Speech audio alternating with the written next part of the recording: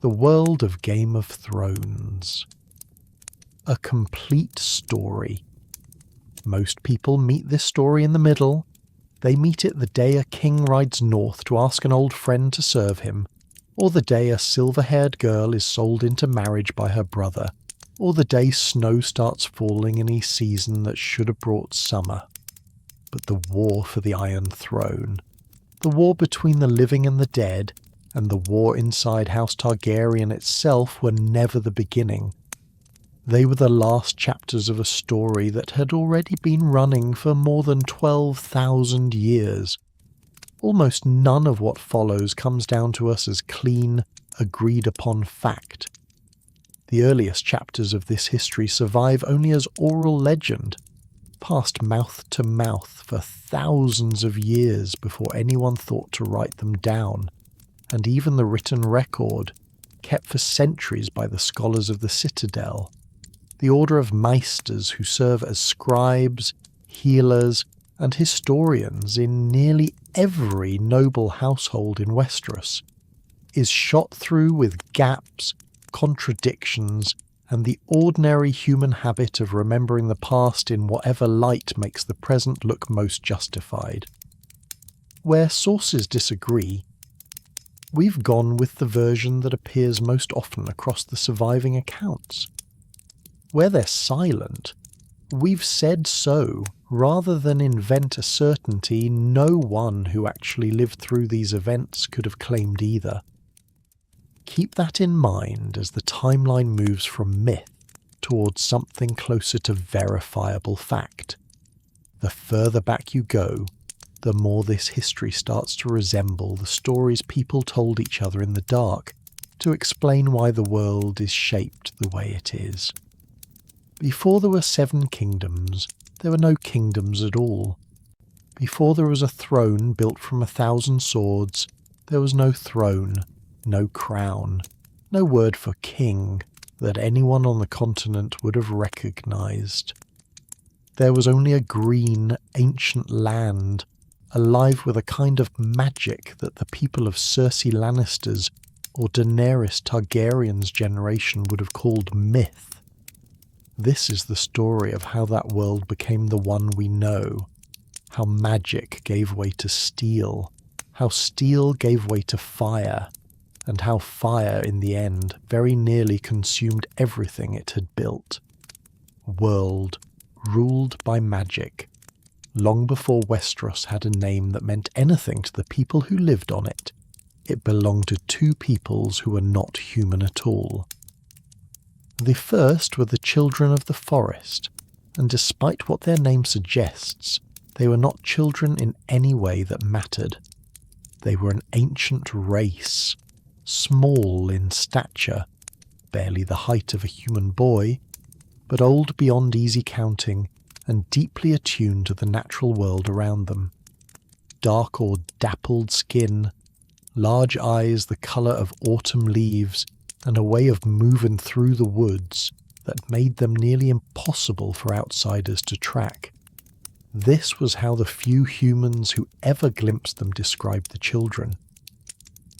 They did not build castles or cities. They lived in caves, in hollows, in the deep places of the forest, and they carved their gods directly into the trees. Those trees were weirwoods, pale-barked giants with blood-red leaves, and the children carved faces into their trunks wherever they settled. Wide, solemn faces with eyes of dried red sap that seemed to watch everything that passed beneath them.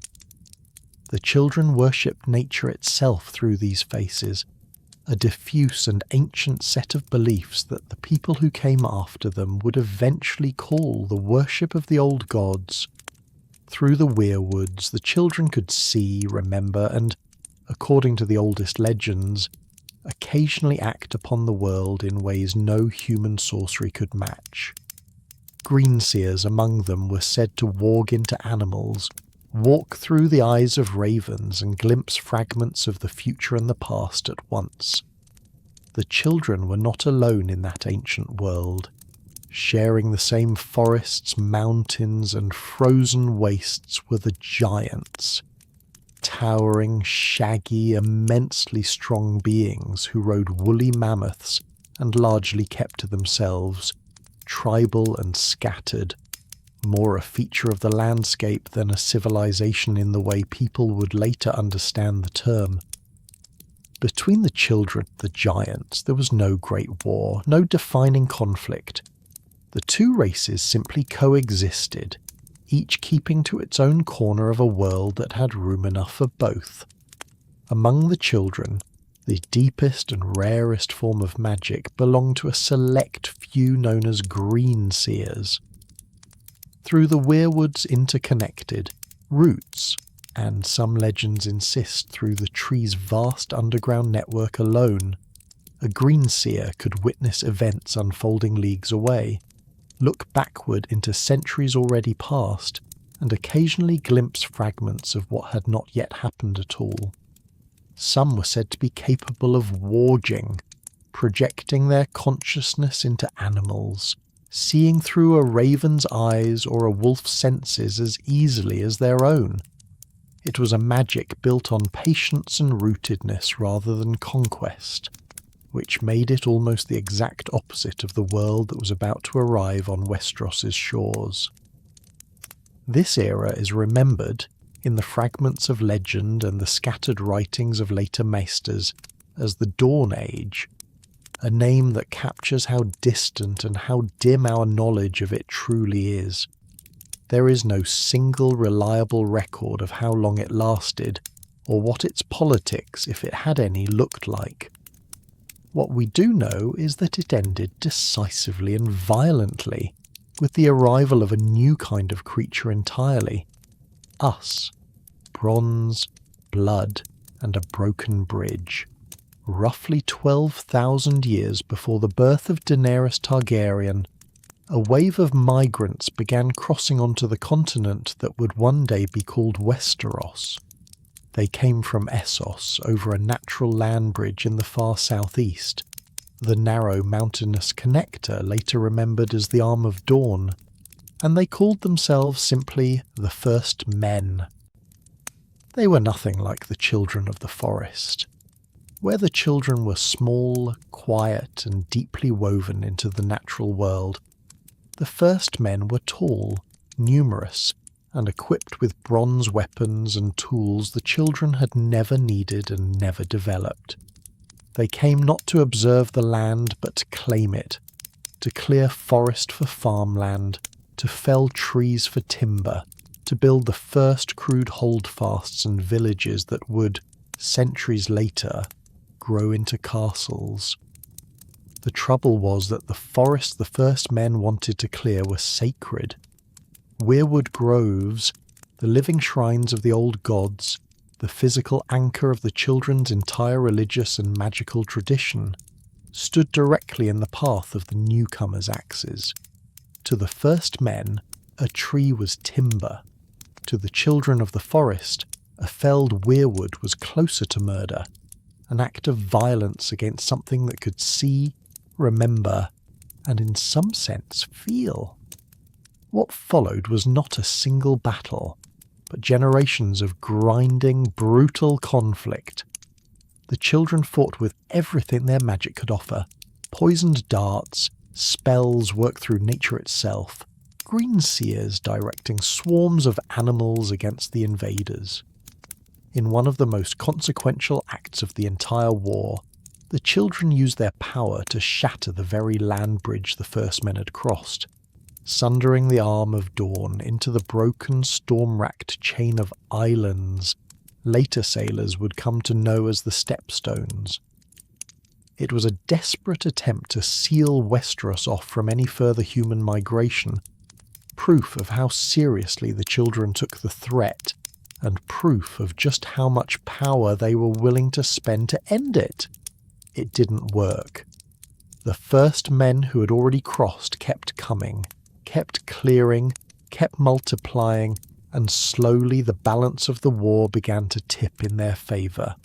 Faced with the real possibility of extinction, the children of the forest reached for something far darker than poisoned darts or storms. According to the oldest and grimmest of Westerosi legends, a circle of green seers took a captured first man and, using a shard of cursed dragonglass, transformed him into something that was no longer human at all, a being of ice and cold intelligence, immune to time, immune to death as anyone understood it. It was meant to be a weapon. It became something closer to a curse.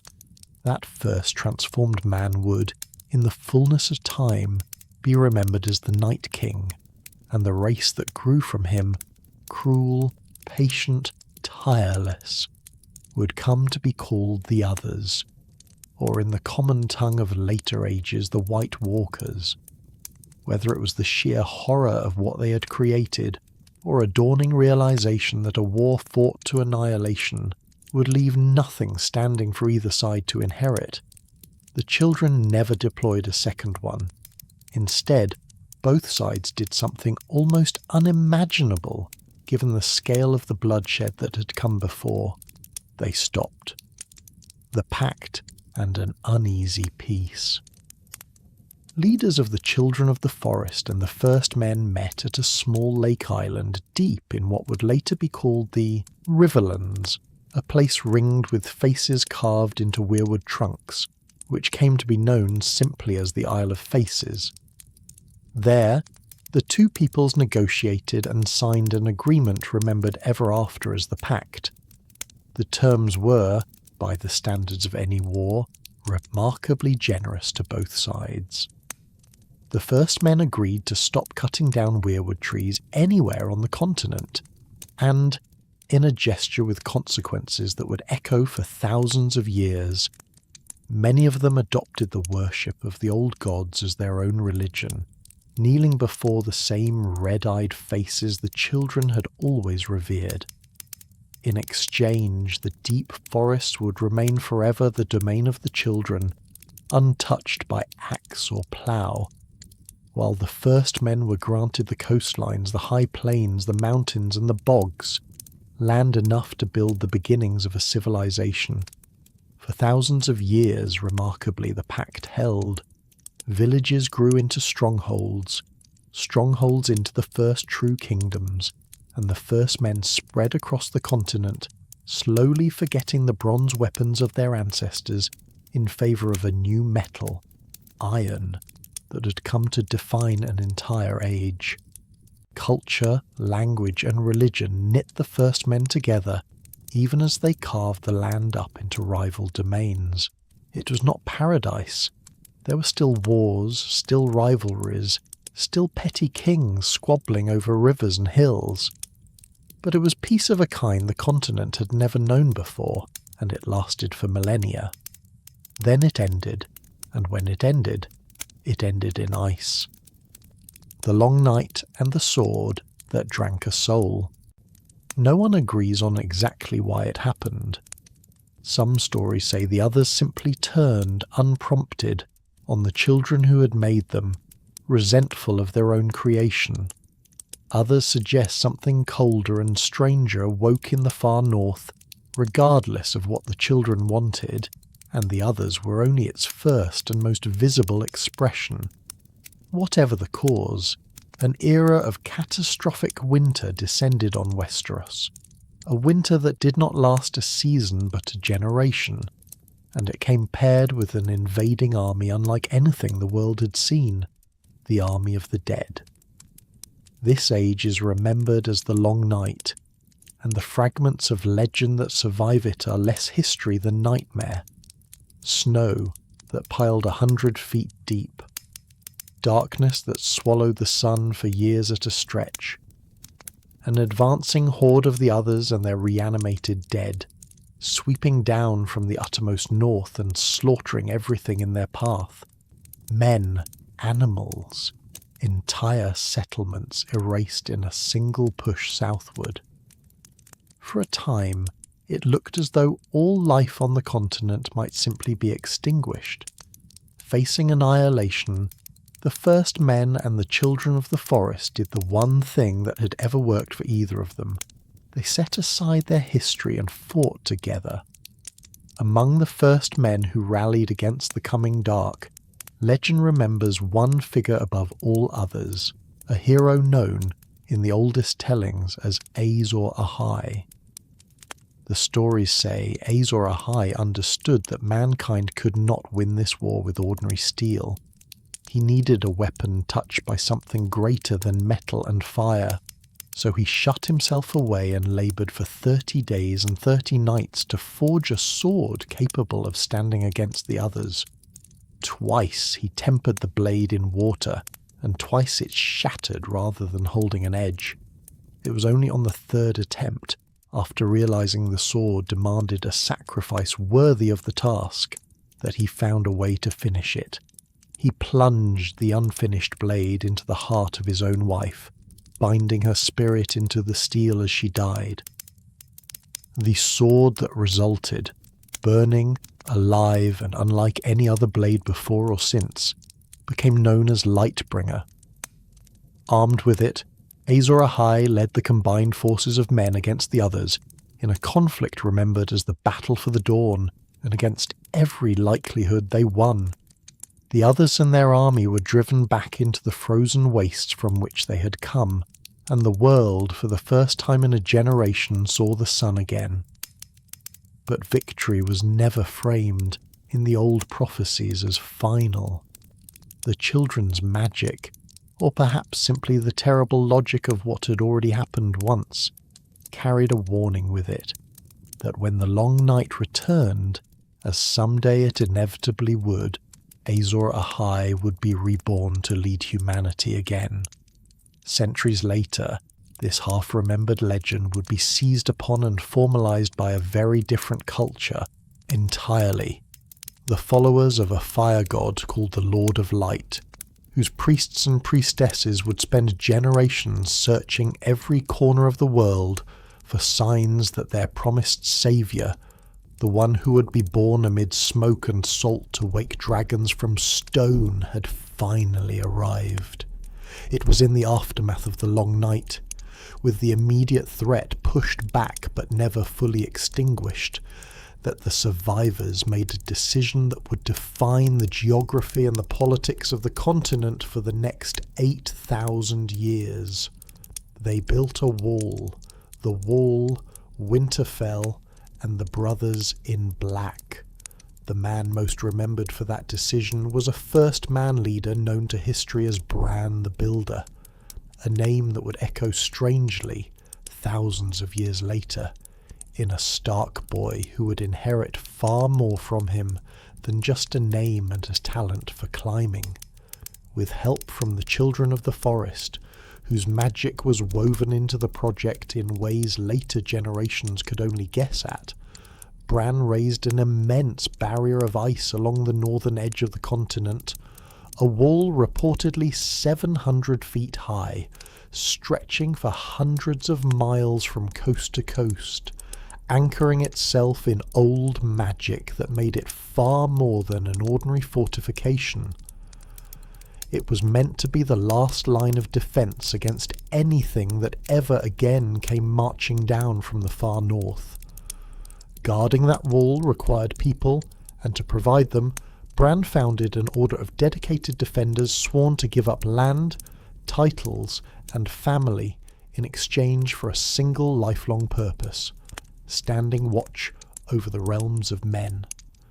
This brotherhood, the Night's Watch, would, over the following 8,000 years, decay from a proud and honoured calling into a dumping ground for criminals and second sons. But in its earliest days it was considered one of the noblest vocations a man could choose. Bran did not stop at the wall. In the same era, he raised a seat of power for his own line at a site further south, a castle built atop natural hot springs that would let it withstand winters no ordinary fortress could survive. That castle was Winterfell, and the family Bran founded to rule from it, House Stark, would hold the north in an unbroken line for 8,000 years, longer than almost any other dynasty in the recorded history of the continent. It is a strange and telling detail of this story that the family closest to the wall, closest to the old magic, and most stubbornly loyal to the old gods would still be standing, relatively speaking, in the final chapter, while empires built on newer gods and newer magic rose and fell around them. Steel gods from across the sea, peace under the pact, reinforced by the shared memory of the long night, held for thousands more years, but it was never going to hold forever. Roughly 6,000 years after Bran the Builder raised the wall, a second wave of migration reached Westeros's shores, this time from the eastern reaches of Essos. These newcomers called themselves the Andals, and unlike the first men who had arrived with bronze tools and an eagerness to farm, the Andals arrived with steel weapons, war fleets, and an aggressive new faith they intended to spread by the sword. That faith was the worship of the Seven, a single god with 7 distinct aspects, each representing a different facet of human life and virtue. Where the old gods had no priesthood, no temples, and no organized dogma beyond reverence for nature and the weirwoods, the faith of the Seven arrived as a fully formed religious and political institution, backed by septs, septons, and an explicit theology that treated the old ways as primitive superstition at best and heresy at worst. The Andals did not come to coexist. Across the southern 2/3 of the continent, they waged a campaign of conquest and conversion so thorough that the old religion was almost entirely erased south of a certain latitude. Weirwood groves were burned or hacked down. The carved faces that had watched over the land for thousands of years were defaced or destroyed outright. And the children of the forest themselves, already a dwindling, reclusive people by this point, were hunted nearly to extinction wherever the Andal advance reached them. Only one region of Westeros held, the north, protected as much by geography as by the resolve of its people, proved unconquerable. A narrow, swampy, disease-ridden stretch of land called the Neck sat like a natural gate between the northern kingdom and everything south of it, and the first men who still ruled there, chief among them the Starks of Winterfell, used it as a choke point no Andal army could force. Every invasion that tried simply died in the mud, the fever, and the endless ambushes of a land that seemed to actively resist outsiders. This single military fact reshaped the religious map of the continent for thousands of years to come. South of the Neck, the faith of the Seven became the default religion of nearly every noble house and every small folk village. North of it, the old gods survived, weirwood still stood, and men still knelt before carved red faces the way their first men ancestors had.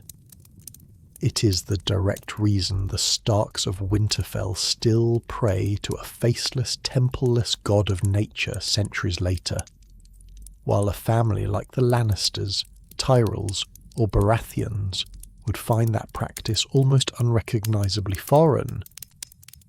While Westeros spent this era fracturing into a patchwork of small, squabbling and sometimes short-lived kingdoms, Andal warlords carving out their own petty crowns across the south, First Men holdouts clinging to the north, and a handful of other regions, the rough outline of the political map later generations would recognise began to take shape. In the Reach, the Gardener Kings ruled from Highgarden. In the Westerlands, the Lannisters built their power on gold pulled from the mines beneath Casterly Rock. The Stormlands answered to the Durrandons, the Riverlands to a shifting rotation of River Kings never quite strong enough to hold the region for long, and the Vale to the Arryns, secure behind their mountains. Out on the Iron Islands, a seafaring people who had never fully bent to either the first men's old gods or the Andal's Seven kept their own harsh religion intact, worshipping a drowned god whose priests baptized converts by holding them underwater until they very nearly stopped breathing. A faith as unforgiving as the sea it was built around. Each of these regional kingdoms would in time become one of the 7 that a single Targaryen conqueror would eventually try to weld into one. But that reckoning was still centuries away, and something far stranger and far more dangerous was quietly taking shape on the other side of the narrow sea in the meantime. Dragons born of fire and volcanoes, deep in the eastern reaches of Essos, in a mountainous peninsula riddled with active volcanoes known as the 14 Flames, a scattered population of shepherds made a discovery that would eventually reshape the entire known world. The volcanic caverns beneath their feet were home to dragons. No one knows exactly how it happened or how long it took, but through methods lost to later history, some combination of blood magic, careful breeding, and a willingness to work directly with creatures capable of incinerating a man in an instant. These shepherds learned not just to survive alongside dragons, but to tame them, ride them, and eventually to build an entire civilization around their power. The people who accomplished this became known as the Valyrians, and the empire they built around their dragon-riding aristocracy became the Valyrian Freehold. For roughly 5,000 years, Valyria was, without serious rival, the greatest power the world had ever produced. Its capital was a city of soaring towers and intricate canals, famous for a kind of enchanted folded steel that modern smiths still cannot replicate. Valyrian roads, straight as an arrow, and paved to survive millennia of use, still crisscross parts of Essos in the show's present day. No army dared oppose Valyria directly, because no army could withstand dragons, and the Freehold had more of them, more skillfully bred and ridden than any other power before or since. And then, in the span of a single catastrophic day, it was gone. The event later chroniclers call the Doom of Valyria remains one of the great unsolved mysteries of this entire world. What is known is that every volcano across the 14 Flames erupted simultaneously in a cataclysm of fire and ash that shattered the land itself, boiled the surrounding seas, and reduced the greatest city in history to ruin within hours. Nearly every dragon in Valyria and nearly every Valyrian dragon lord died in the same instant. What remained of the region became an uninhabitable stretch of poisoned water and volcanic wreckage that sailors still call the Smoking Sea, a place ships avoid even generations later. Only one dragon lord family escaped the catastrophe with any warning at all. A minor noble house holding modest lands and a handful of dragons far from the political centre of the Freehold left their ancestral home shortly before the doom struck, driven, according to legend, by a prophetic dream experienced by a young woman of the family who foresaw the end of Valyria in vivid and specific enough detail that her father chose to believe her. More cynical historians suspect the family's exile had less to do with prophecy and more to do with a falling out at court that made leaving safer than staying. Whatever the true reason, that family sailed west, crossed the narrow sea, and settled on a small volcanic island just off the coast of Westeros, Dragonstone. The family's name was Targaryen. For a century after the Doom, the Targaryens did little but survive, breeding what dragons they had left, intermarrying within their own bloodline to preserve what they considered a pure Valyrian heritage, and watching from their island as the 7 fractured, warring kingdoms of Westeros carried on fighting each other with steel, entirely unaware that the deadliest weapon in the world's recent history had just moved into their neighbourhood. 6 kingdoms bent the knee. That changed with a single man, Aegon Targaryen, later remembered simply as Aegon the Conqueror. Looking out from Dragonstone at a divided, self-warring continent, Aegon saw not 7 proud kingdoms, but an opportunity. A fractured landscape no single one of its rulers had the strength to unite, and which he, with 3 living dragons, very much did. Whether Aegon's decision to invade was pure ambition, or something stranger, is a question the story itself leaves genuinely open. Some accounts claim Aegon experienced his own prophetic vision, much like the dream that had once saved his ancestors from the doom, a dream of endless winter and a threat from the far north that only a united Westeros, ruled by a strong Targaryen line, could someday hope to survive. Whether that vision was real or a convenient myth built after the fact, it became the foundation of what the Targaryens would later call the Song of Ice and Fire, a secret prophecy passed from monarch to heir for generations, urging each of them to keep the realm strong and unified against a threat most of them would never live to see. Real motive or not, Aegon moved with terrifying speed and precision. Alongside his 2 sister wives, Rhaenys and Visenya, each riding a dragon of her own, Aegon landed at the mouth of the Blackwater Rush with a modest force and an unmistakable message sent by Raven to every great lord in Westeros: bend the knee and keep your lands and titles, or take up arms and be destroyed. Most of the continent's response would be decided not by armies, but by demonstrations. At Harrenhal, a fortress so massive its builder, King Harren the Black, believed its walls made him untouchable, Aegon offered terms as was refused. That night he flew his dragon Balerion, the Black Dread, above the castle and unleashed flame hot enough to melt solid stone, killing Harren and his entire line inside a fortress that had taken decades to build and a single evening to become a tomb. It was, in effect, a public execution of the very idea that castles could stop dragons. The lesson landed.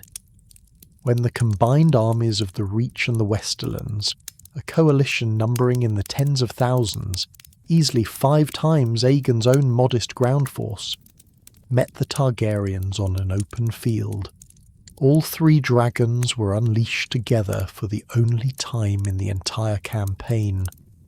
The dry grass ignited instantly, trapping thousands of soldiers in a wall of flame in a battle remembered ever after as the Field of Fire. The surviving Lord of the Westerlands surrendered the following morning and was rewarded strikingly with a title rather than a punishment: Warden of the West, the beginning of House Lannister's long rise to prominence. In the north, King Torrhen Stark marched an army of his own toward the invaders, but upon actually seeing 3 dragons circling above Aegon's host, he made a calculation few rulers in his position would have had the humility to make. Rather than march thousands of Northmen to their deaths against a weapon they could not fight, Torrhen knelt without a single sword being drawn, earning himself the lasting, half-mocking, half-respectful title of the King Who Knelt. In the Vale, an equally bloodless surrender occurred when Visenya flew directly into the courtyard of the Eyrie and won over the young heir to the throne almost by charm alone, prompting the boy's mother to hand over her crown rather than risk her son's safety. Only one kingdom refused to bend at all. Dorne, ruled by the elderly and famously unyielding Princess Meria Martell, met Aegon's demand for surrender with open defiance, and when Targaryen forces invaded the Desert Kingdom, The Dornish refused to offer the open battles where dragons held every advantage. Instead, they fought a grinding guerrilla war, striking fast from the mountains and vanishing back into terrain no invading army knew how to survive. The campaign turned bitterly costly for the Targaryens. At a fortress called Hellholt, a lucky shot from a scorpion bolt brought down Rhaenys's dragon Meraxes and killed her along with it, a loss that sent Aegon into a scorched earth fury remembered as the Dragon's Wrath. Even so, Dorne was never truly conquered. It would remain an independent kingdom for generations, eventually joining the realm through marriage rather than the sword. By the time the fighting stopped, Aegon had united 6 of Westeros' 7 kingdoms under a single crown, a feat achieved not through decades of grinding warfare but in a matter of a few short years, built on the simple, brutal fact that nothing in Westeros could stand against dragonfire. As a final symbolic act, Aegon had the swords of the lords who had opposed him, gathered and melted together using Balerion's flame, welding them into a towering, deliberately uncomfortable seat of jagged metal that became the single most iconic object in the story of Westeros, the Iron Throne.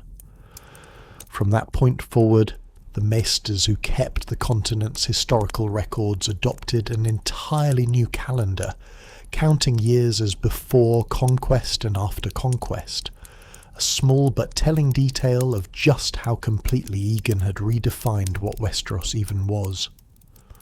A throne forged from swords, a family divided. Conquering 6 kingdoms turned out to be, in retrospect, the easy part. When Aegon the Conqueror died after a 37-year reign, he left behind a newly forged empire and an heir, Aenys Targaryen, who possessed almost none of his father's iron will. Aenys was indecisive, easily manipulated and unable to project the kind of authority that had let Aegon bend 6 kingdoms without a fight. Rebellions broke out across the realm almost immediately, and the deepest crisis of his short reign came not from a rival lord, but from the faith of the Seven itself.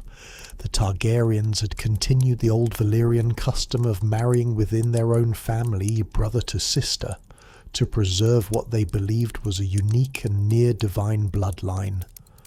To the faith, this was not tradition, it was abomination. When Aenys's brother and eventual successor, Maegor, took a second wife in the Valyrian style, the High Septon effectively declared war on the crown, and thousands of religious zealots calling themselves the Poor Fellows and the Warriors' Sons took up arms against House Targaryen. The stress of open religious rebellion is said to have broken Aenys entirely. He fled King's Landing and died shortly after of what chroniclers describe only as a sudden consuming illness. His brother Maegor, who took the throne next, answered the faith militants' rebellion with a ruthlessness that earned him a nickname history has never let go of, Maegor the Cruel.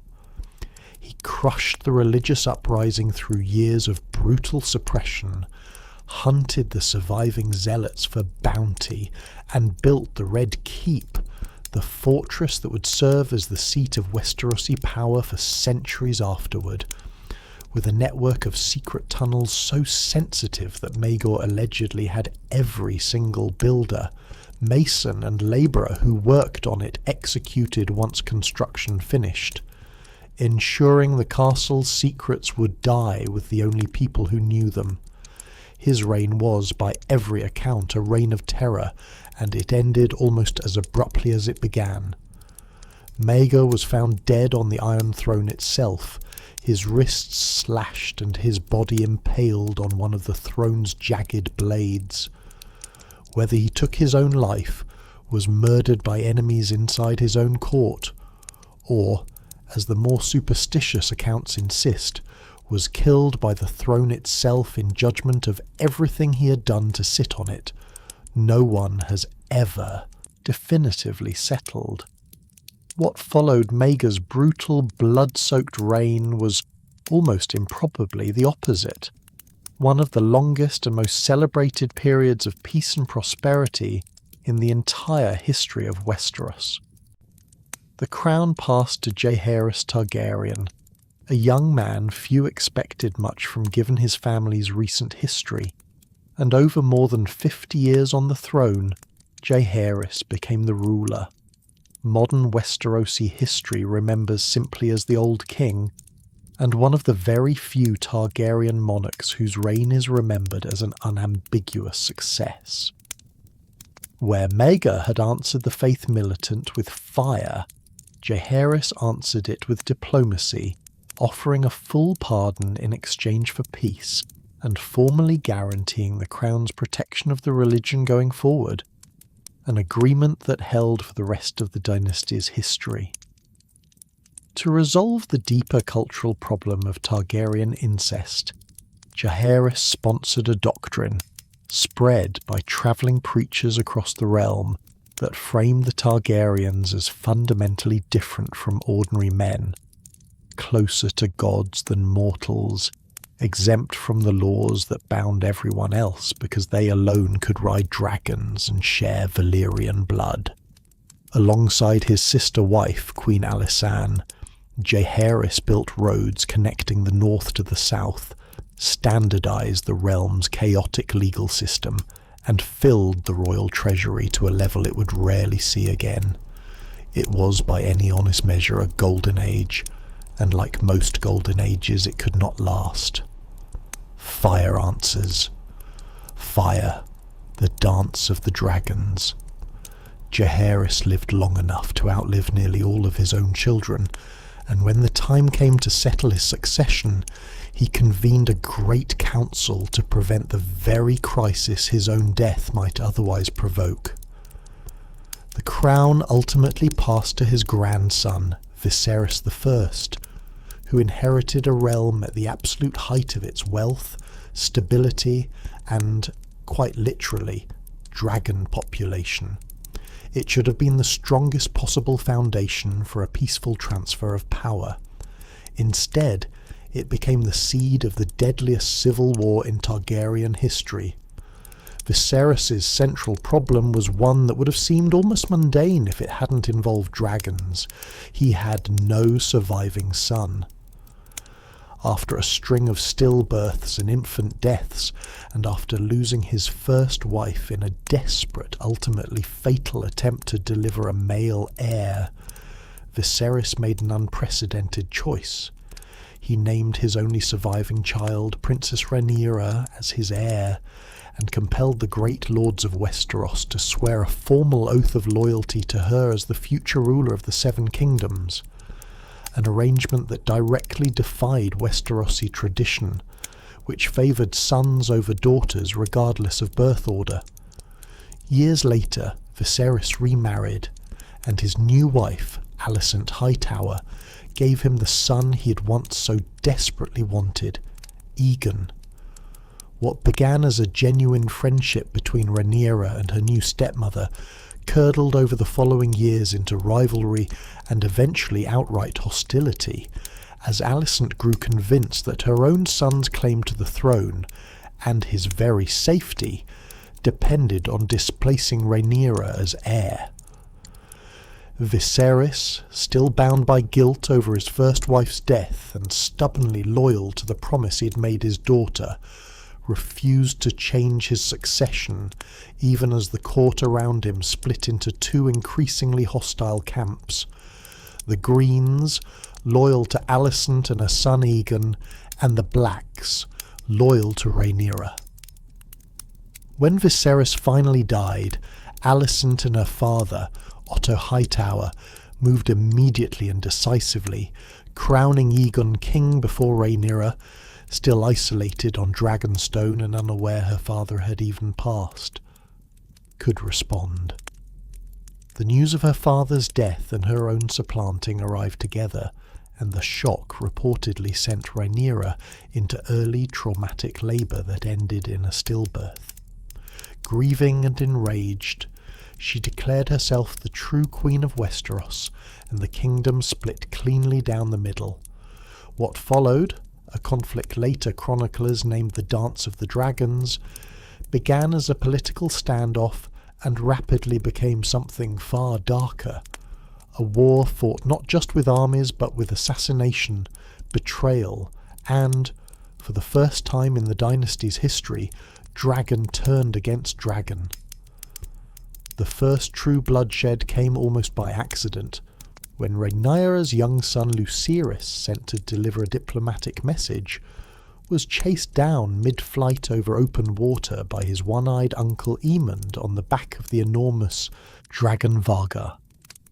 In the resulting chaos, Varga tore Lucerys and his dragon apart, an act that instantly transformed a cold political rivalry into an open blood feud.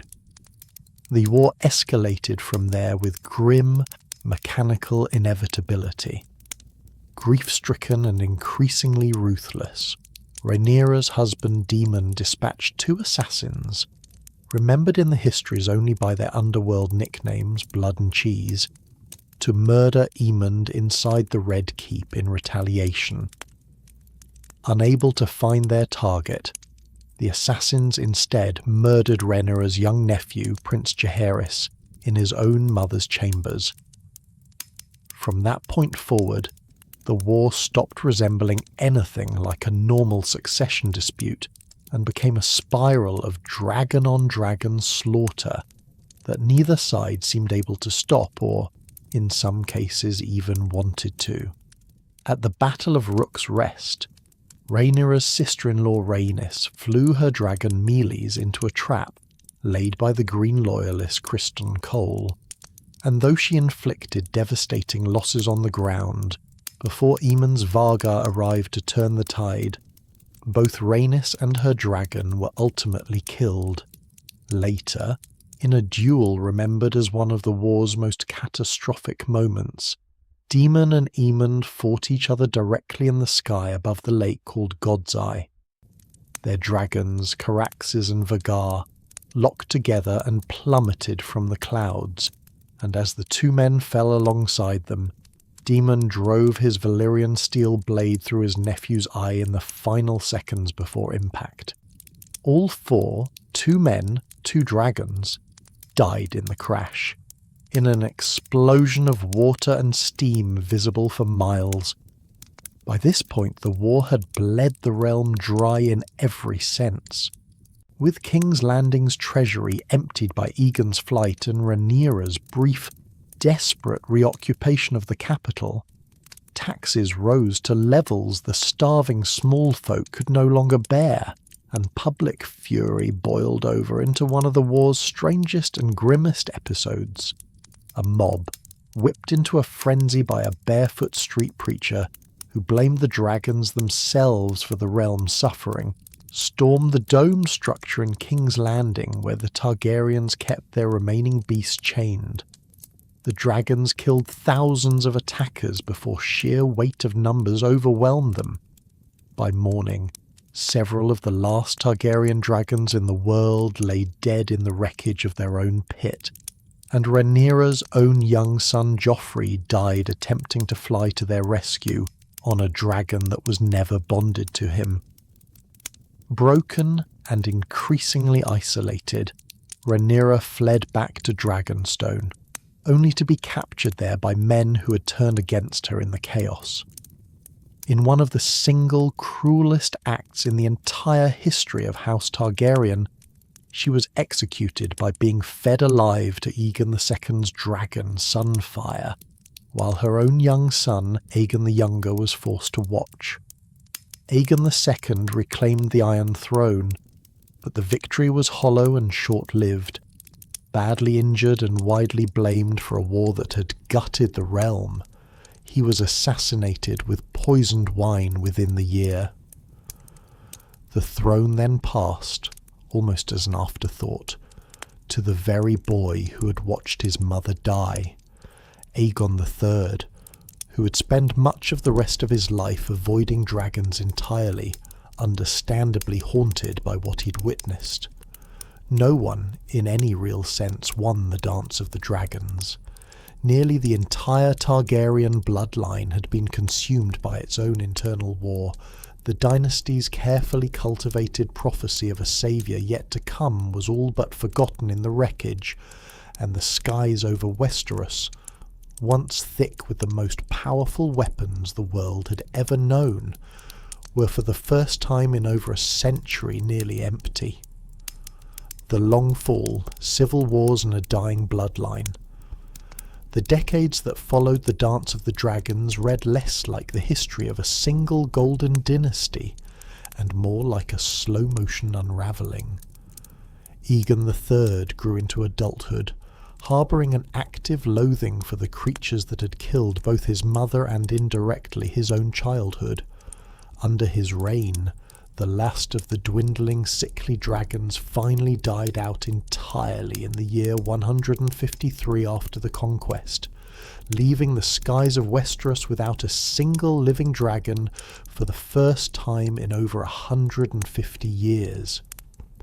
His son, Daron I, young, ambitious, and remembered by history as the young dragon, set out to finish the one piece of unfinished business Aegon the Conqueror himself had left behind: the total conquest of Dorne. He succeeded, technically at just 14 years old, but Dornish resistance simply shifted from open war to poisoned arrows and assassination, and Daron's hard-won prize collapsed into open rebellion within a few short years, at a staggering cost in Westerosi lives.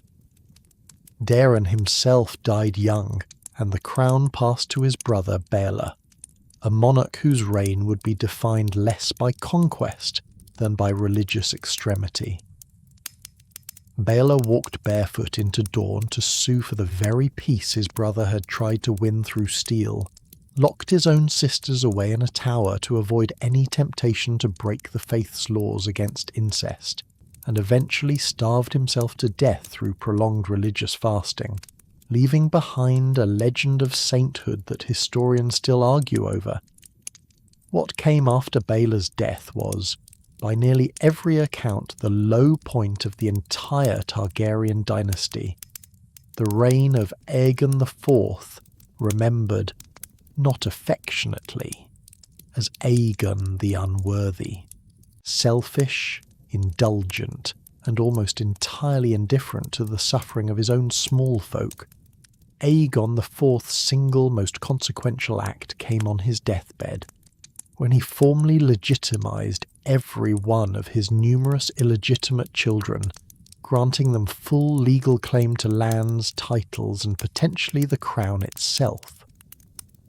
Among those newly legitimised bastards was Daemon, a gifted warrior who had already been given one of the family's two ancestral Valyrian steel swords, Blackfire.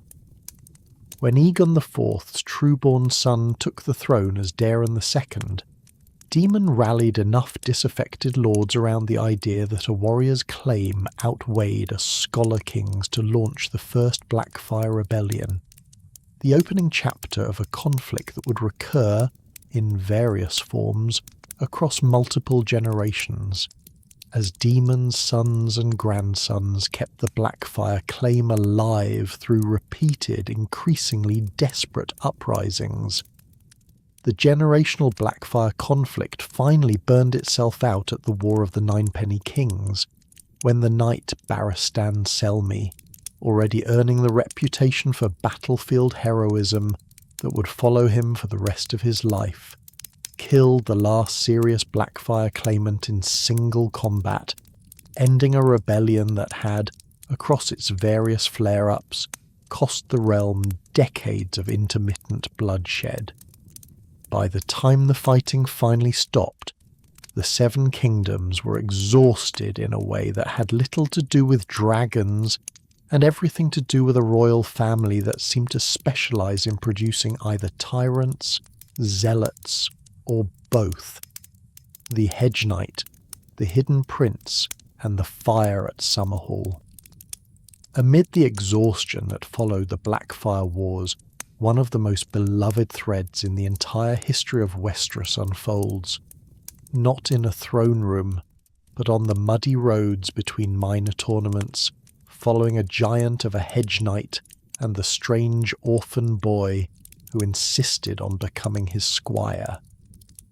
The knight was Sir Duncan the Tall, a towering, penniless young man with more heart than pedigree, who rode to a tournament at Ashford Meadow hoping to win enough coin to survive the season.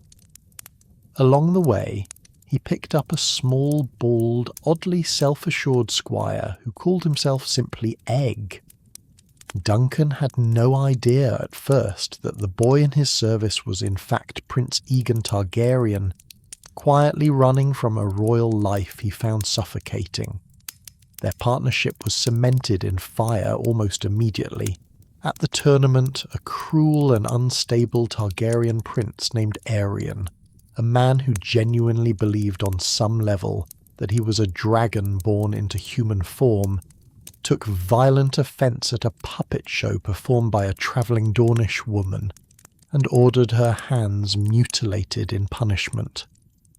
Duncan intervened, striking a member of the royal family in front of witnesses, a crime that by Westerosi law could cost him his life or his hand. Rather than accept a straightforward trial, the vindictive Aerion demanded an archaic and brutal form of judgment, a trial of 7, an ancient 7-on-7 melee that hadn't been invoked in a century. Duncan barely managed to assemble enough knights willing to fight on his behalf, and in a twist that shocked the entire tournament, the realm's own crown prince, Baelor Breakspear, stepped forward to fight at his side simply because he believed Duncan was in the right.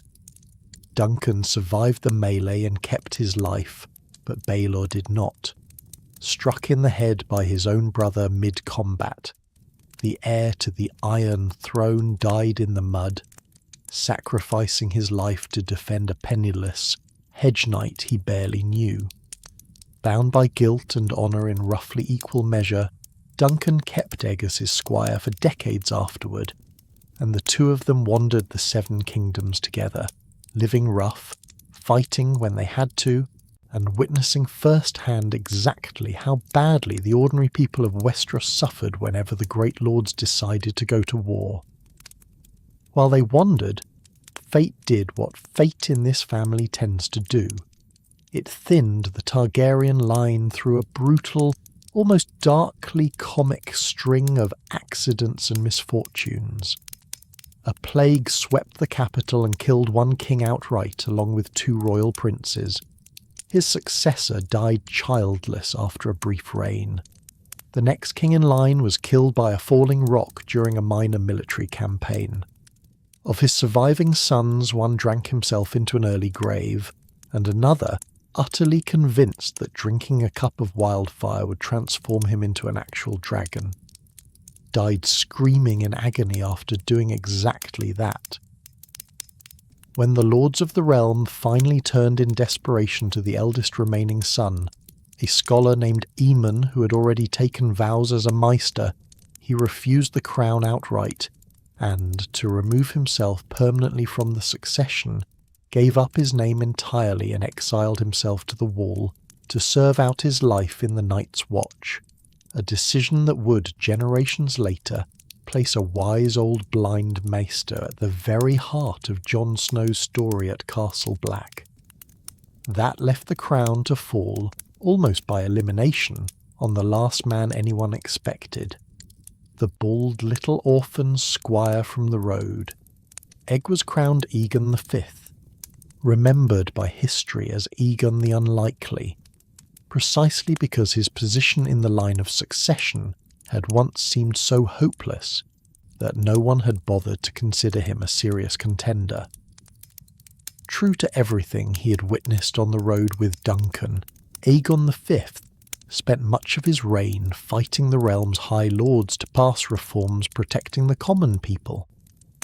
And true to the family's grim luck, his reign ended in catastrophe. Frustrated by the aristocracy's constant resistance to his reforms, and increasingly convinced the crown needed dragons again to enforce real change, Aegon V gathered his closest family at the royal retreat of Summerhall and attempted, through a combination of alchemy, wildfire, and forbidden blood magic, to hatch a clutch of long-dormant dragon eggs. The ritual went catastrophically wrong. An uncontrollable inferno swallowed the palace, killing Aegon V, his eldest son, and Sir Duncan the Tall, the loyal hedge knight who by every surviving account spent his final moments breaking down doors and pulling as many people as he could out of the flames before the building collapsed on him. The tragedy of Summerhall destroyed any lingering hope that the Targaryens might reclaim their old glory through dragons, and it claimed two of the most decent men the dynasty had ever produced. But in a detail that would only make sense decades later, a new Targaryen prince was born on the very same night the palace burned, a child whose life and whose obsessions would eventually help tear the entire dynasty apart for good. A king, undone by his own mind.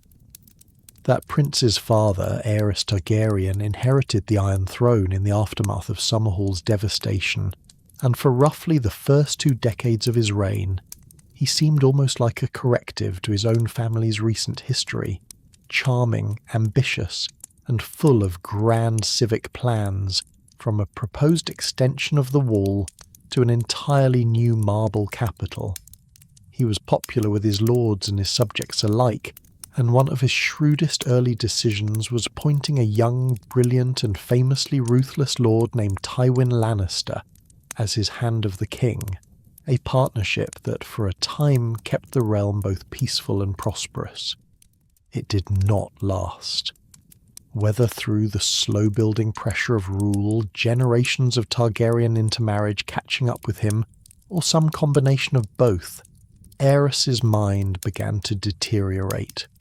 He grew consumed with jealousy of Tywin, whom the small folk and nobility alike increasingly credited with actually running the kingdom, and eventually dismissed him from the position out of little more than spite, going so far as to force Tywin's own son into a lifelong vow as a member of the Kingsguard specifically to humiliate his former hand. The true turning point came during a minor rebellion at the town of Duskendale, where Aerys was taken hostage and held in humiliating captivity for months before being rescued. He emerged from that ordeal a fundamentally changed man, paranoid to the point of refusing to let barbers near him with a blade, convinced that enemies lurked in every shadow of his own court, and increasingly fixated on wildfire, the volatile alchemical substance the Targaryens had once used to devastating military effect. Where he had once been merely severe, Aerys became actively monstrous, burning suspected traitors alive rather than granting them a swift death, and reportedly deriving disturbing pleasure from watching them die.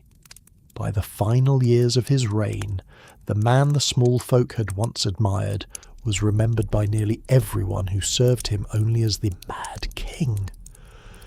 A prince's dangerous dream.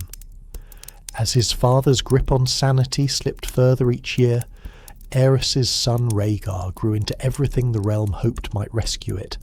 Handsome, disciplined, an exceptional warrior, and an even more exceptional musician, and widely beloved by small folk and lords alike, who quietly counted the days until he might replace his increasingly unstable father.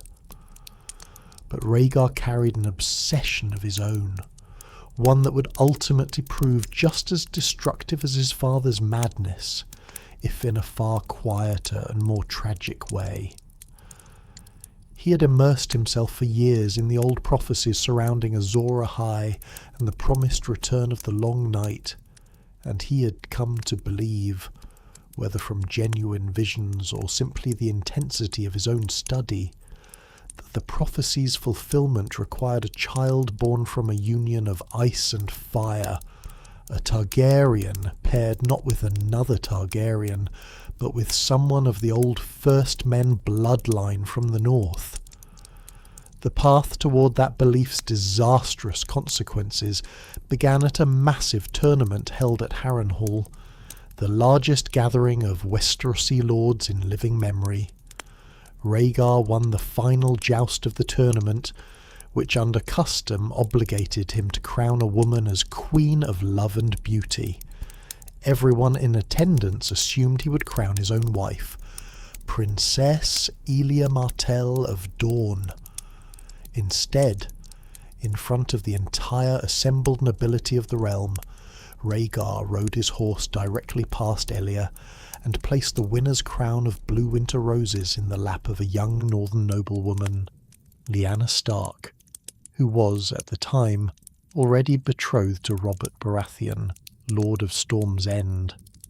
The public humiliation of that single gesture rippled outward for years. A year after the tournament, Rhaegar and Lyanna disappeared together entirely, and the immediate assumption across Westeros, an assumption the Starks and Baratheons never seriously questioned, was that the Targaryen prince had abducted her by force. Lyanna's hot-tempered older brother, Brandon Stark, rode to King's Landing to publicly demand Rhaegar's life in payment, and the confrontation that followed would light the fuse for the single bloodiest war Westeros had seen since the Dance of the Dragons, the war for a stolen crown. Brandon Stark's demand for Rhaegar's head never reached its target. The Mad King had Brandon arrested on the spot, along with his father, Lord Rickard Stark, and had both of them executed in the throne room with a cruelty calculated to send a message. Rickard was burned alive in his own armour, while Brandon, forced to watch, strangled himself trying in vain to reach a sword that had been placed just out of reach as part of the torture. Aerys then demanded that the Crown's own loyal bannermen, including a young lord named Eddard Stark and his close friend Robert Baratheon, be handed over for execution as well. Jon Arryn, the elderly Lord of the Vale who had fostered both young men, refused outright, and in doing so effectively declared open rebellion against the Iron Throne. What followed became known as Robert's Rebellion, though it drew in nearly every great house in Westeros before it ended. As the war spread, questions about what had actually happened between Rhaegar and Lyanna became secondary to the far more immediate business of open civil war, though the truth that Rhaegar and Lyanna had in fact fallen in love and left together willingly rather than through abduction would not become widely known until decades later, long after it could have changed anything. The rebellion's decisive moment came at the Battle of the Trident, where Robert Baratheon's forces met Rhaegar's royal army in the freezing shallows of the river. Though badly outnumbered, Robert fought with a raw, furious intensity that more than made up for the disparity, and when he and Rhaegar finally came face to face in the chaos of battle, Rhaegar's swordsmanship proved no match for Robert's sheer physical strength. A single crushing blow from Robert's warhammer caved in the prince's armour and killed him outright, breaking the back of the royalist army in a single stroke. With Rhaegar dead and the Crown's forces routed, the road to King's Landing lay open, and Tywin Lannister, who had spent the entire war sitting neutral in his own lands, ignoring pleas for help from both sides, chose this exact moment to march his army to the capital's gates. Believing his old and powerful ally had finally come to his aid, Aerys ordered the city gates opened. It was a fatal miscalculation. Tywin's soldiers flooded into King's Landing and began a brutal, indiscriminate sack of the city, and Aerys, trapped inside the Red Keep and hearing his own capital being torn apart, ordered his pyromancers to ignite the enormous stores of wildfire he had secretly hidden beneath the streets, sept, and homes of King's Landing, enough, by some estimates, to have levelled the entire city and killed every single person inside it. He never got the chance. Jaime Lannister, a young member of the King's Guard sworn to protect the king with his own life, made the decision to break that vow rather than allow hundreds of thousands of innocent people to burn. He killed Aerys at the foot of the very Iron Throne the Mad King had spent decades sitting on, saving the city and ending the nearly 300-year Targaryen dynasty in the same moment, and earning himself a nickname, Kingslayer, that would follow him with contempt for the rest of his life, regardless of how many lives his broken oath had actually saved. An uneasy crown and a buried secret. Robert Baratheon took the Iron Throne in the rebellion's aftermath, but he proved, almost immediately, to be a far better warrior than ruler. For the better part of 2 decades, Robert largely ignored the actual business of governing, preferring hunting and drinking while the realm's finances and politics were quietly managed, and in some cases quietly manipulated, by the men around him. That fragile arrangement finally cracked when Robert's hand of the king, Jon Arryn, the same man who had once refused to hand Robert and Ned over for execution, died under circumstances that seemed suspicious to nearly everyone except Robert himself. The murder had in fact been arranged by Petyr Baelish, a minor lord whose ambitions in the capital ran far deeper than his modest title suggested. Robert, desperate for someone he could actually trust in the position, travelled north to Winterfell in person to ask his oldest friend Eddard Stark to serve as the new hand. Ned's arrival in King's Landing set in motion the chain of events that would define the rest of the story. Investigating the true circumstances of Jon Arryn's death, Ned stumbled onto something far larger and more dangerous. Queen Cersei Lannister's children were not Robert's at all, but the product of a long-running incestuous relationship between Cersei and her own twin brother Jaime, meaning that Robert's presumed heir, Prince Joffrey, had no legitimate claim to the throne whatsoever. Before Ned could act on what he had discovered, Robert died in a hunting accident that had in fact been deliberately engineered by Cersei. Joffrey was crowned in his place, and one of his very first acts as king was to have Eddard Stark publicly executed on the steps of the Great Sept, despite pleas for mercy, a single act of casual cruelty that shattered whatever fragile peace the realm still had left. The War of the Five Kings, Ned's execution ignited a conflict that would eventually be remembered as the War of the Five Kings, as multiple claimants to the Iron Throne rose almost simultaneously. Robb Stark, Ned's eldest son, was declared king in the north by his own bannermen and marched south seeking vengeance for his father.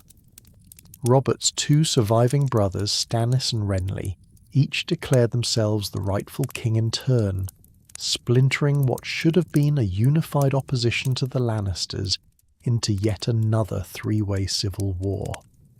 Stannis, the elder and more rigid of the 2, found an unlikely source of legitimacy in a red priestess named Melisandre, a devoted follower of the Lord of Light who publicly proclaimed Stannis to be the promised hero of ancient legend, Azor Ahai reborn, and backed that claim with magic dark and effective enough that even skeptical lords found it difficult to dismiss outright. Renly's claim collapsed almost as suddenly as it had been raised.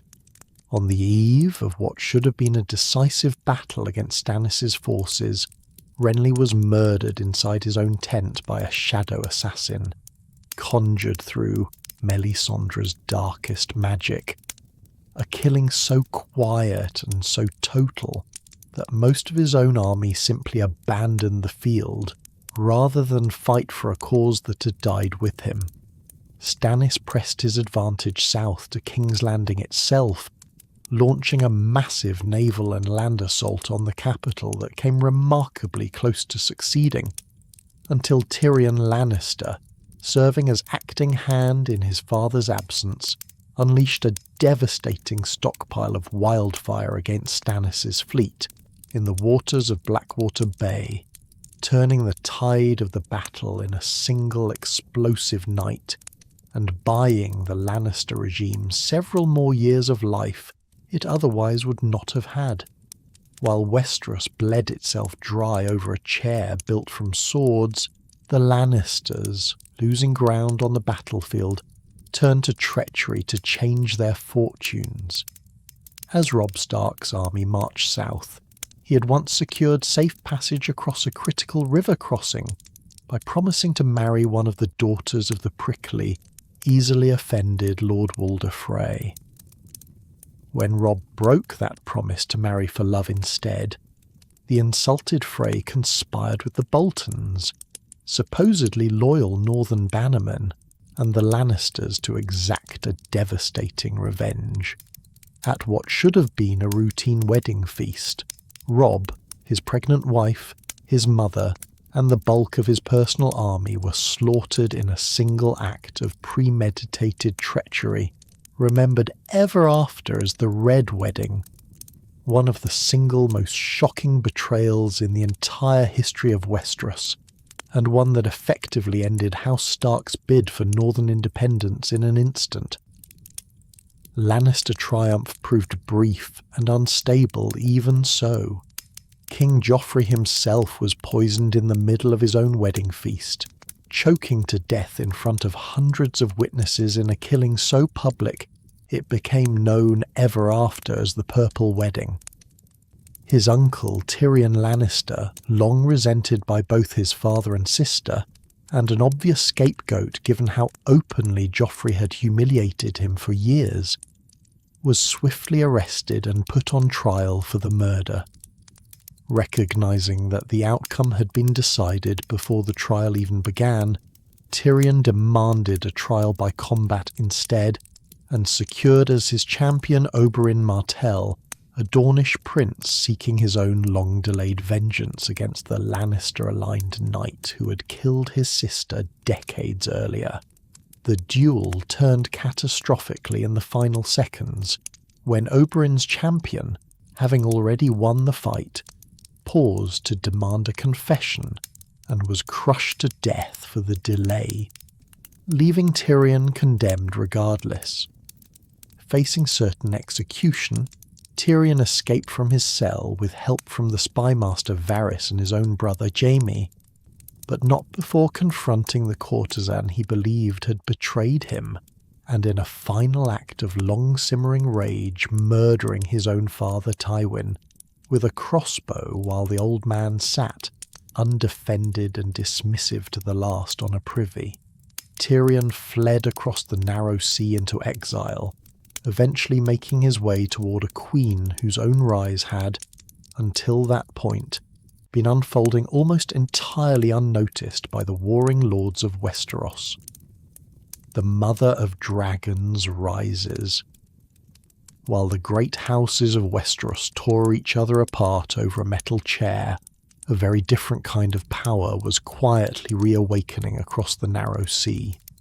Daenerys Targaryen, the last known survivor of the dynasty overthrown at the end of Robert's rebellion, had spent years in exile across Essos, eventually married off to a Dothraki warlord named Khal Drogo as part of a political arrangement brokered by her own brother, Viserys.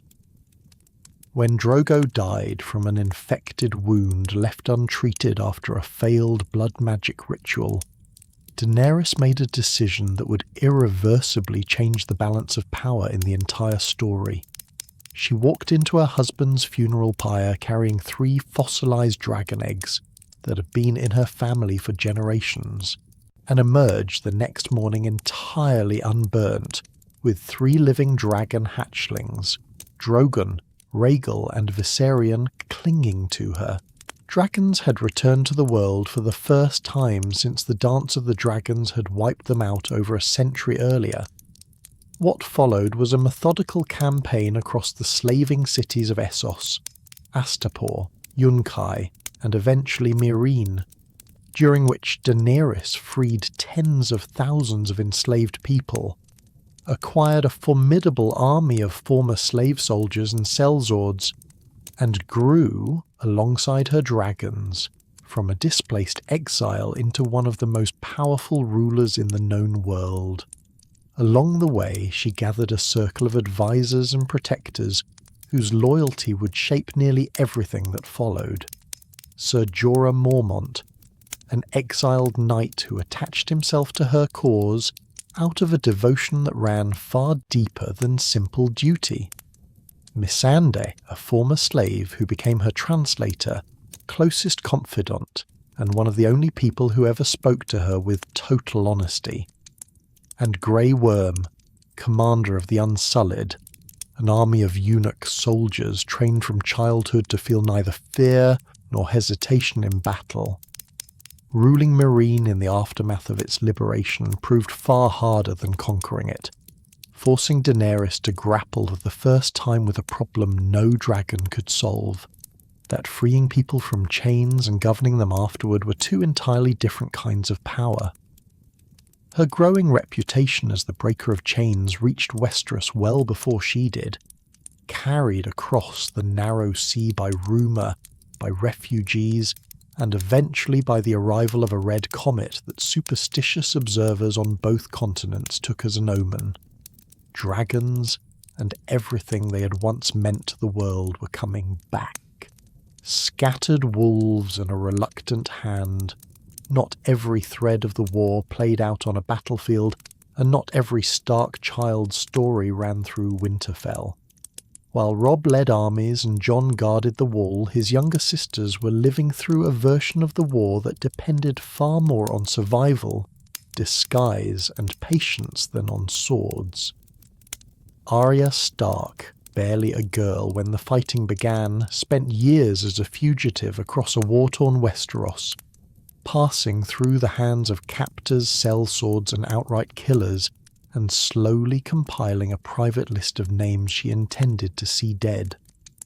Her path eventually led her across the narrow sea to Braavos, where she trained among the Faceless Men, a guild of assassins who worshipped death itself as a kind of mercy, and who taught their initiates to erase their own identities entirely in pursuit of the craft. Arya never fully surrendered her own name in the end, the one thing the Faceless Men demanded above all else. But she left their order with skills few living people in Westeros could match. The ability to take another's face, another's voice, another's life, without ever being seen. Sansa Stark's war looked nothing like her younger sisters. Married off first to Tyrion Lannister, in a political arrangement neither of them wanted, then trapped for years in King's Landing as a hostage of the very family responsible for her father's death, Sansa learned to survive not through combat but through observation, watching how power actually moved through a royal court and who really held it. Her supposed rescue by Peter Baelish, the same man who had orchestrated Jon Arryn's murder years earlier, delivered her instead into another kind of captivity. A forced marriage to Ramsay Bolton, the sadistic new Lord of the North, whose cruelty toward her was calculated and prolonged. Sansa's escape from that marriage, and the political instincts she had spent years quietly sharpening in King's Landing, proved decisive when she secured the Knights of the Vale's support that turned the tide at the Battle of the Bastards, a contribution Jon himself never fully learned the details of until after the battle was already won. Meanwhile, in exile after killing his own father, Tyrion Lannister made his way across Essos and eventually into Daenerys Targaryen's service, where his gift for political strategy, the same gift that had once kept the Seven Kingdoms functioning while his father schemed and his nephew ruled by tantrum, finally found a monarch willing to actually listen to it. As Daenerys' hand, Tyrion helped guide her campaign toward Westeros, though his repeated attempts to temper her more absolute instincts would, in the story's final chapters, prove tragically insufficient. Varys, the eunuch spymaster who had quietly shaped the fates of kings for decades from the shadows, joined her cause as well, motivated less by loyalty to any single ruler than by a genuine, if often self-serving belief that the realm needed someone better than what it had. His own fate would ultimately hinge on a judgment about Daenerys he made too late to act on safely. The youngest Stark children's paths were stranger still. After Theon Greyjoy's betrayal and capture of Winterfell early in the war, Bran Stark fled north of the Wall itself, guided by a small, loyal group that included the loping giant Hodor and the last surviving Greenseer of the Old Order, a man who had spent so long fused into the roots of his own weirwood tree that he was barely recognizable as human anymore. Under his tutelage, Bran learned to see through time itself, fragments of the distant past, glimpses of the present unfolding elsewhere, and, more dangerously, visions the Night King himself could sense and follow. During one such vision, the Night King reached across the boundary between worlds and marked Bran directly, tracking him down soon afterwards specifically because Bran, as the realm's living memory, represented an existential threat to him in a way no army possibly could. Before the Night King could kill him, the old Greenseer transferred the full weight of his accumulated knowledge into Bran in his final act, making him the new three-eyed raven, and giving him access to nearly every significant event in the history of Westeros, stretching back to the Dawn Age itself. It was through that same power that one of the story's most consequential secrets finally came to light. Using his visions, Bran was able to confirm what Eddard Stark had kept hidden for almost 2 decades, that Jon Snow was never truly his bastard son at all, but the trueborn child of Rhaegar Targaryen and Lyanna Stark, secretly married before Rhaegar's death, and hidden under a false identity specifically to protect the infant from a mad king who would gladly have had him killed as a rival claimant. Ned had made a dying promise to his sister at the Tower of Joy to protect that child at any cost, and he had kept that promise for the rest of his life, at the price of his own reputation and his wife's trust. The revelation, once it finally surfaced, meant that Jon possessed a stronger hereditary claim to the Iron Throne than Daenerys herself, a fact that would matter a great deal once the war against the dead was finally over. The Watch on the Wall. While the War of the Five Kings consumed the south, a young man named Jon Snow, Eddard Stark's supposed bastard son, had taken the Black and joined the Night's Watch at the Wall, an institution that had, over 8,000 years of relative peace, decayed from a proud calling into little more than a refuge for criminals, debtors, and disgraced younger sons. Jon quickly came to a realization almost no one south of the Wall had taken seriously in generations. The true danger facing the realm was never the wildling raiders the Watch had spent centuries fighting, but the others, stirring again in the far north exactly as the oldest legends had always warned. After helping defeat a massive wildling invasion led by their self-proclaimed King Beyond the Wall, Mance Rayder, with crucial assistance from Stannis Baratheon's army, which arrived at Castle Black at the decisive moment, Jon was elected the new Lord Commander of the Night's Watch. In that role, he made a deeply unpopular but, in his judgment, necessary decision. allowing the surviving wildlings to pass south through the wall rather than face annihilation at the hands of the advancing dead. The full scale of that threat became horrifyingly clear at Hardhome, a wildling settlement where Jon personally witnessed the Night King's army overwhelm thousands of people in a matter of minutes, and where the Night King himself, staring directly at Jon across a burning shoreline, raised his arms to reanimate every one of the newly dead as soldiers in his own army. A demonstration of exactly how hopeless a purely defensive war against the dead would ultimately be. Stannis himself did not live to see how the war against the dead would ultimately unfold. After lending his army to break the wildling siege at Castle Black, he marched south toward Winterfell to reclaim it from the Boltons, only to be caught in brutal winter weather that stalled his advance and starved his forces before he ever reached the castle walls. Desperate and manipulated by Melisandre into believing that only the sacrifice of royal blood could save his campaign, Stannis made the decision that would define the rest of his story and cost him what little support he had left. He allowed his own young daughter, Shireen, to be burned alive as an offering to the Lord of Light. The act accomplished nothing militarily, cost Stannis the loyalty of the men still willing to follow him, and led directly to his defeat and death at the hands of Sansa Stark's own protector shortly afterward.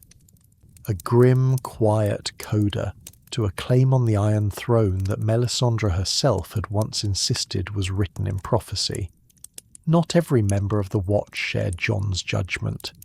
His decision to save the wildlings, an ancient enemy of the Order, struck a number of his own brothers as an unforgivable betrayal, and a group of them murdered him in a coordinated mutiny at Castle Black.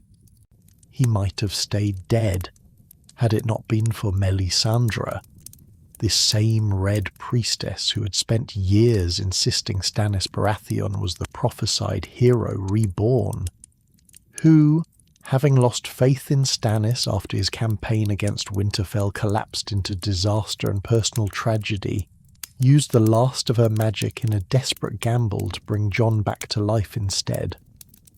Resurrected and changed by the experience, Jon left the Night's Watch to reclaim Winterfell from Ramsay Bolton, the sadistic lord who had seized the north from the Starks and subjected it to a reign of casual cruelty. The resulting engagement, remembered as the Battle of the Bastards, nearly ended in catastrophic defeat for Jon's badly outnumbered forces before the timely arrival of reinforcements from the Vale, secured through his half-sister Sansa's own political manoeuvring, turned the tide and restored House Stark to its ancestral seat for the first time since the war had begun. Fire in the capital. While Jon fought to reclaim the north, Cersei Lannister found herself cornered in King's Landing by an entirely different kind of enemy. A fanatical religious movement called the Faith Militant, revived under the leadership of a zealot known only as the High Sparrow, who had gained enough influence at court to put members of the royal family, Cersei included, on public trial for their private sins. Rather than face the trial that waited her, Cersei made a decision as extreme as anything her own father-in-law, the Mad King, had ever contemplated. She detonated a massive hidden cache of wildfire beneath the great sept of Baela during a trial that had gathered nearly all of her political rivals under a single roof, obliterating the sept and killing the High Sparrow, her own daughter-in-law Marguerite Tyrell, and much of House Tyrell's leadership, and a substantial portion of the capital's religious and political establishment in a single devastating blast.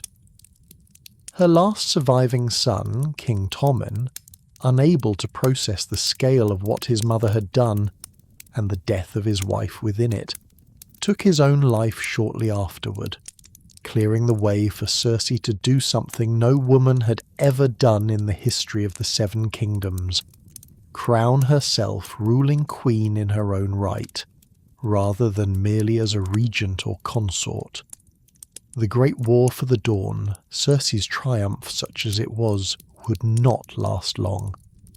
Daenerys Targaryen finally arrived in Westeros with her fleet, her armies, and her 3 adult dragons, and though her initial ambitions were focused squarely on reclaiming the Iron Throne from Cersei, an alliance with Jon Snow, forged reluctantly and complicated almost immediately by the fact that the two of them were, unknown to either at the time, blood relatives, convinced her that the war for the throne was, for the moment, a secondary problem. The real threat, exactly as Jon had spent years trying to warn anyone who would listen, was still coming from beyond the wall. That threat arrived in devastating fashion, when the Night King, having captured and reanimated one of Daenerys' own dragons in a raid north of the wall, used its fire to bring down a massive section of the barrier that had held for 8,000 years, opening a path south for his entire army for the first time since the Long Night. The combined forces of the living gathered at Winterfell to make their stand, and the battle that followed was, by every account, one of the most desperate and costly engagements in the entire history of the continent. An entire army of the dead breaking against a vastly outnumbered defence in the freezing dark, with victory looking, for most of the night, essentially impossible. The defenders' strategy relied on every advantage centuries of preparation and desperate improvisation could offer, and it very nearly wasn't enough. Melisandre used the last of her fire magic to light a defensive trench in the darkness, buying the living crucial extra hours against a force that otherwise showed no sign of slowing. The Dothraki cavalry sent to meet the first wave of the dead were annihilated almost instantly, their burning swords visibly winking out one by one in the distance, a silent signal of just how badly outmatched the living truly were. Theon Greyjoy, seeking to atone for his earlier betrayal of the Stark family, died defending Bran directly in the Godswood, buying the three-eyed raven the final seconds he needed as the Night King closed in. Jorah Mormont, the exiled knight who had loved Daenerys quietly and loyally for years, died shielding her from the advancing dead when her dragons alone could no longer hold the line. By the final hour before dawn, with the castle's defences collapsing and the living scattered and nearly out of options, the battle looked, by every reasonable measure, already lost. It was decided in the end not by armies or dragons, but by a single, quiet act of stealth. Arya Stark, who had spent years training among the faceless men of Braavos to become one of the deadliest assassins in the world, slipped through the chaos of the battlefield and drove a blade of Valyrian steel directly into the Night King's chest.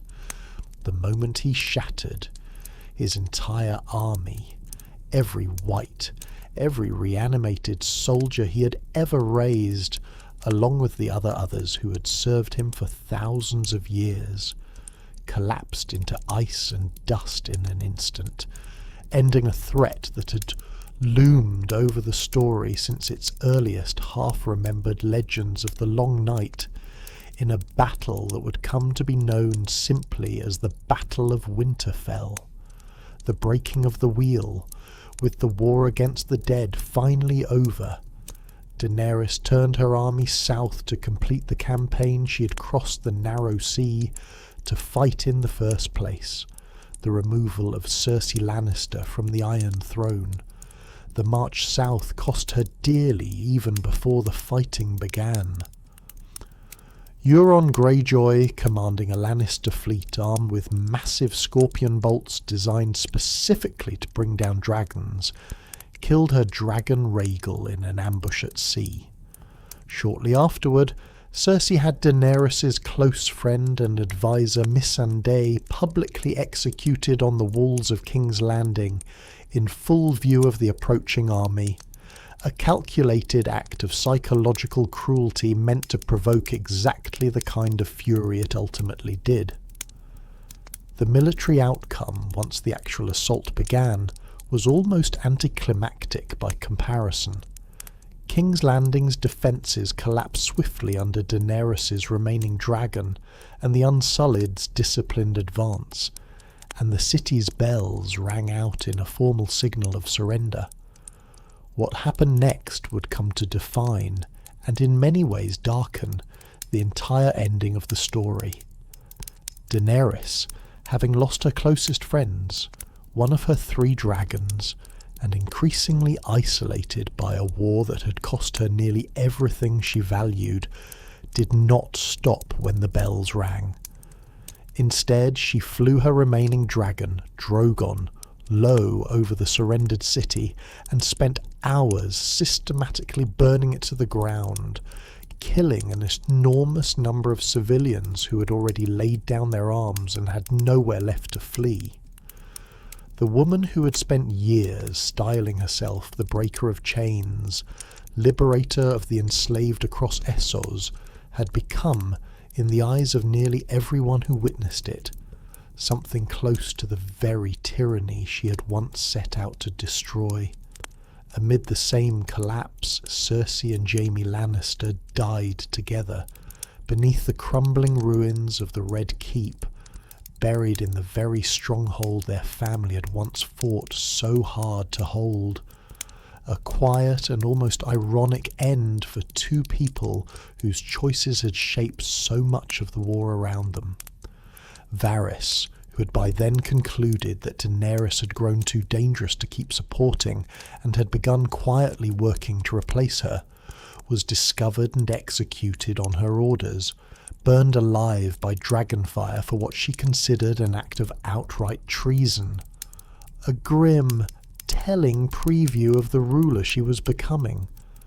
Confronted with the devastation, Daenerys seemed prepared to continue inflicting on a kingdom she, now intended to rule by fear. Jon Snow made the hardest decision of his life.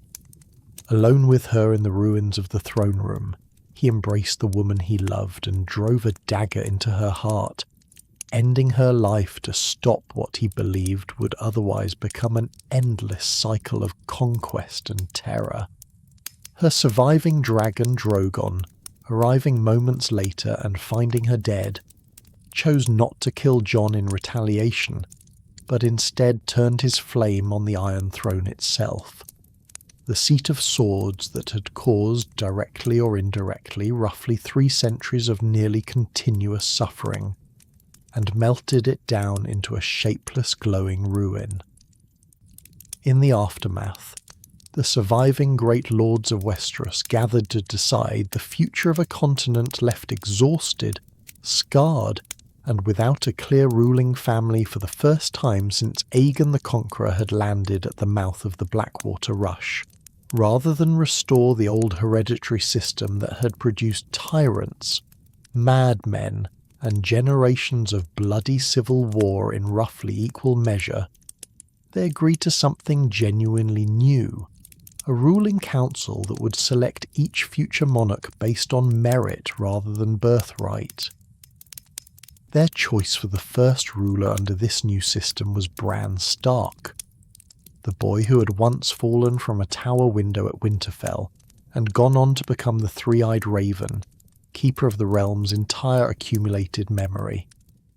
Under the new arrangement, the North, exactly as it had held out against the Andals thousands of years earlier, was granted formal independence as its own separate kingdom once again, with Sansa Stark crowned its first ruling queen.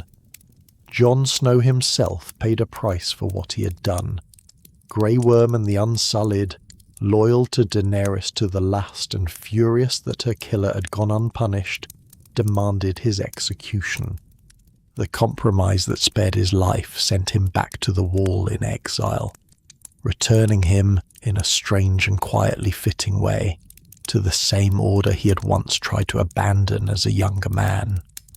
Arya Stark, whose curiosity about the world had never really been satisfied by killing her way through a private list of names, chose to sail west of Westeros entirely, toward territory no map of the known world had ever charted.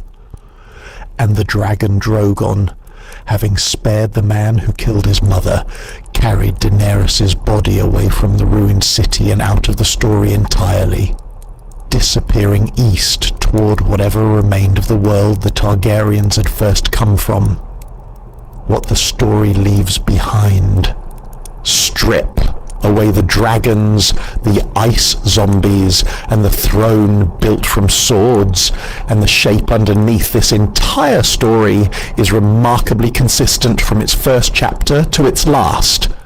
Power changes hands, usually through violence, and the people who seize it rarely turn out to be the people who deserve it.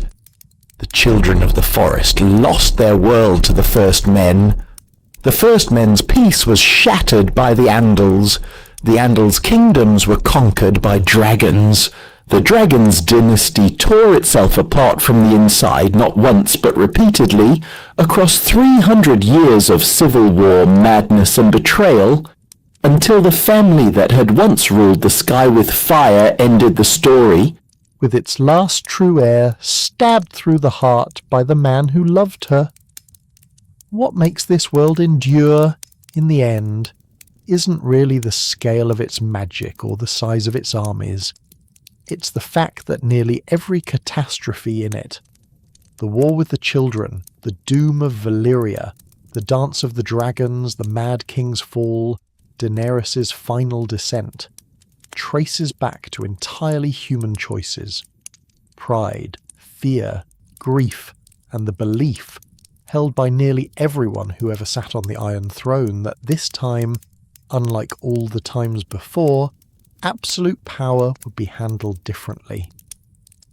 12,000 years of recorded history in this world say otherwise, right up until the final page, when the survivors finally tried something other than a crown passed down by blood.